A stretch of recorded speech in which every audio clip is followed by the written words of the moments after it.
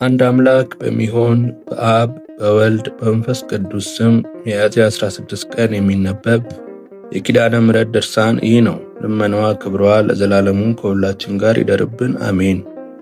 ፍጥረቱን ሁሉ የሚመግብ ጌታን ጡቷን እያጠባች 2 ዓመት ከኖረች በኋላ ሰብአ ሰገል ኮከብ እየመራቸው በምስራቅ በኩል መጥተው ወርቅ ገበሩለት። ሄሮድስ ይህንን ነገር በሰማ ጊዜ በግዛቱ ያሉትን ሕፃናት ይገድሉ ዘንድ አዘዘ። ያን ጊዜም እመቤታችን ከዮሴፍና ከሰሎሜ ጋር መልአኩ እንደተናገረው ወደ ግብፅ አገር ተሰደደች። ሰማይና ምድር ከፊቱ መቆም የማይቻላቸው ጌታን ይዛ ተሰደደች። የሚጠጉበት ቦታ አጡ። ከአገር ወደ አገር ከበረሃ ወደ በረሃ ከልጇ ጋር ተሰደደች። በረሃብና በጥም በብዙ ድካም ሁሉን በእጁ የያዘ ጌታን አዝላ ተሰደደች። የአንካሶችን እግር ባቀና ፈንታ መንገድን እየመራቸው ሽፍቶችም በጎዳና አስደነገጧት። ልብሱን በገፈፉት ጊዜ ልጄን በባዕድ አገር እንዳትገድሉት ብላ መሪር እንባን አለቀሰች። እርሱ ግን እናቴ አታልቅሺ ይላት ነበር። የሚነግራትንም ትሰማው ነበር፣ በልቧም ታኖረው ነበር። ፀሐይ ልብሷ፣ ጨረቃ የእግር ጫማዋ፣ 12 ኮከቦች የራስ ጥላዋ የሚሆኑ ደምግባቷን ዮሐንስ ያያት ልጇን እንዳይገድለው መልአኩ በነገራት ከሄሮድስ ያመለጠች እመቤታችን ማርያም ይህች ናት። ሄሮድስ ከሞተ በኋላ ተመልሳ ወደ አገሯ ናዝሬት ገባች። ልጇም እናት አባትን አክብር ተብሎ እንደተጻፈ አክብሮ ይታዘዘ አደገ። 30 ዓመት ሲሆነው በዮርዳኖስ ተጠመቀ። አብ ልጅነቱን መሰከረለት። መንፈስ ቅዱስ በርግብ አምሳል ወርዶ በራሱ ላይ ተቀመጠ። ከዚህ በኋላ 40 ቀን ጾመ። ከእናቱና ደቀ መዛሙርቱ ጋር በሰው ልማድ ወደ ሰርግ ቤት ተጠራ። ያዘዘችውን ሁሉ ይፈጽምላት ነበርና በመለኮታዊ ስልጣን ውሃውን ጠጅ አደረገ። ያደረገውንም ታምር ለወገኖቹ እስራኤል ገለጠ። ለታመሙ ሰዎች ድህነትን አደረገ።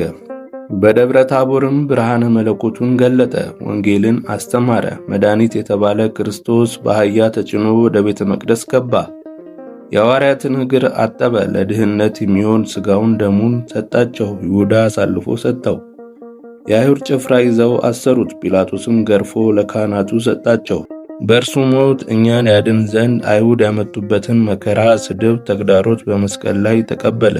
አይሁድ ይህንን ሁሉ መከራ ሲያደርሱበት እናቱ ማርያም አልተለያትም። በመስቀሉ እግር ቆማ ሳለች ወደ ቤቱ ይወስዳት ዘንድ ለወዳጁ ለዮሐንስ አደራ ሰጣት። በተሰቀለም ጊዜ ፀሐይ ጨለመ። ብዙ ተአምራትም ተደረጉ። በ9 ሰዓት በለበሰው ሥጋ ሞተ። በአካለ ነፍስ ሲኦል ወርዶ ነፍሳትን አወጣቸው። አዳምና ሔዋን በሳቱ ጊዜ ከገነት በወጡበት ሰዓት ወደ ገነት አገባቸው። ዓርብ በ11 ሰዓትም ሥጋው ተቀበረ። እሑድ ሌሊትም በመለኮታዊ ሥልጣኑ ተነሳ። ለእመቤታችንና ለሌሎች ሴቶች ለሐዋርያትም ተገለጸላቸው። ከቶማስ ጋር ግን እስከ 40 ቀን ድረስ አልተገናኙም ነበር። እናቱ ማርያምን ሐዋርያትንና ከእነርሱ ጋር ላሉት ተስፋውን ይጠብቁ ዘንድ አረጋጋቸው። ባርኳቸውም ወደ ሰማይ አረገ፣ በአባቱም ቀኝ ተቀመጠ። ነቢዩ ዳንኤል የዘላለም አገዛዝ፣ ጌትነት፣ መንግሥት፣ የዘላለም ሥልጣን ተሰጠው እንዳለ ዳንኤል ምዕራፍ 7 ከቁጥር 14። ከዚህ በኋላ አስቀድሞ እንደነገራቸው ለሐዋርያት መንፈስ ቅዱስን ላከላቸው። ዳግመኛም ይህንን ዓለም ለማሳለፍ ከአብ ከመንፈስ ቅዱስ ጋር በአንድ መንግሥት በአንድ አገዛዝ ይመጣል። በኃጥአን ሊፈርድባቸው፣ ለጻድቃን ሊፈርድላቸው በዚያች ቀን በዚያች ሰዓት ስለ እመቤታችን ማርያም ቃል ኪዳኗ ብሎ ይማረን፣ በቀኙም ያቁመን። ልመናዋ ክብሯ ለዘላለሙ ከሁላችን ጋር ይደርብን፣ አሜን። ልመናዋ ክብሯ ከሁላችን ጋር ለዘላለሙ ይደርብንና አምላክን የወለደች የምሕረት እናት የእመቤታችን ተአምር ይህ ነው። አሁንም አባቶቼ፣ ወንድሞቼ ተስፋ ወደምናደርገው ወደ እመቤታችን ማርያም ቃል ኪዳን እንመለስ። የካቲት 16 ቀን እንደዚህ የሚል ቃል ኪዳን ሰጣት። በስምሽ ቤተክርስቲያን የሰራውን ምስጋናሽን የጻፈውን ስምሽን የጠራውን መታሰቢያሽን ያደረገውን እምርልሻለሁ የሚል ቃል ኪዳን ልጇ ወዳጇ ጌታችን ኢየሱስ ክርስቶስ ለእናቱ ማርያም ሰጣት። እርሷ ለቅዱሳን በስራቸው በድካማቸው ቃል ኪዳን እንደሰጠቻቸው ጌታም ለእመቤታችን የምሕረት ቃል ኪዳን ሰጣት። እናቱ ማርያምን አረጋጋት፣ ደስም አሰኛት። በድንግልና ስለጸነሰችው ለእናቱ ድንግል ማርያም የምሕረት ቃል ኪዳን ሰጣት። 9 ወር ከ5 ቀን በማኅፀኗ ስለተሸከመችው ልጇ ወዳጇ ለእመቤታችን ማርያም የምሕረት ቃል ኪዳን ሰጣት። ከሥጋዋ ሥጋ ከነፍሷ ነፍስ ነስቶ ፍጹም ሰው ስለሆነ ያለመለወጥ ከመለኮት ጋር አንድ ስላደረገ ልጇ ወዳጇ ለእናቱ ለድንግል ማርያም የምሕረት ቃል ኪዳን ሰጣት።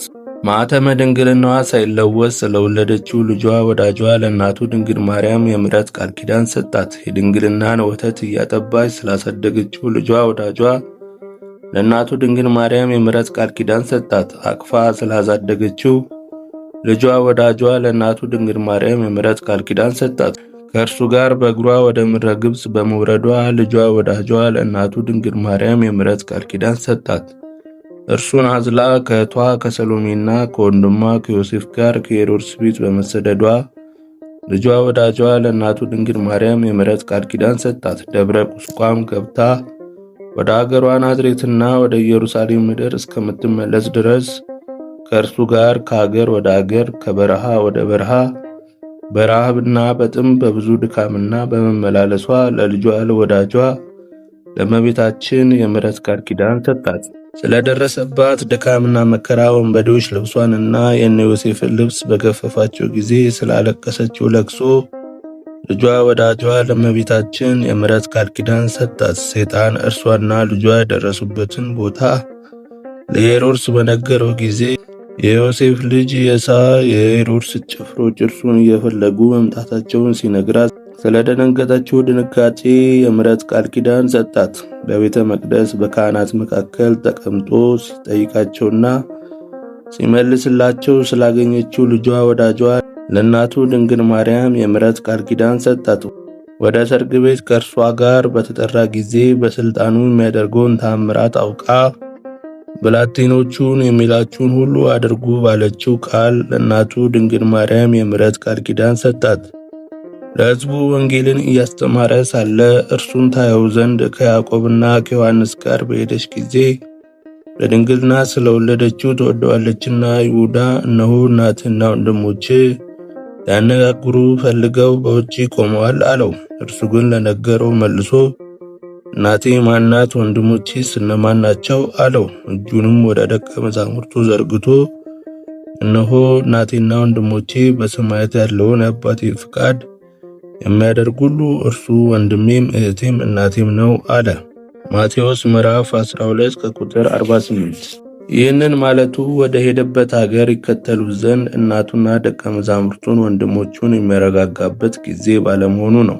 እርሷንም ከቤትሽ ተቀመጪ አላት። እርሷ ከእርሱ ጋር በቀንም በሌሊትም በባህርም በየብስም ከአገር ወደ አገር ከበረሃ ወደ በረሃ መሄድ አትችልምና እርሱም በመፈለግ እንዳትደክም የሴቶች ተፈጥሯቸው ደካማ ነውና፣ ስለዚህ ከዮሴፍ ልጆች ቤት ተቀመጪ አላት። እነርሱም እመቤታችን ከቤቱ ሳትገባ የወለዳቸው የወንድሟ የዮሴፍ ልጆች ናቸው።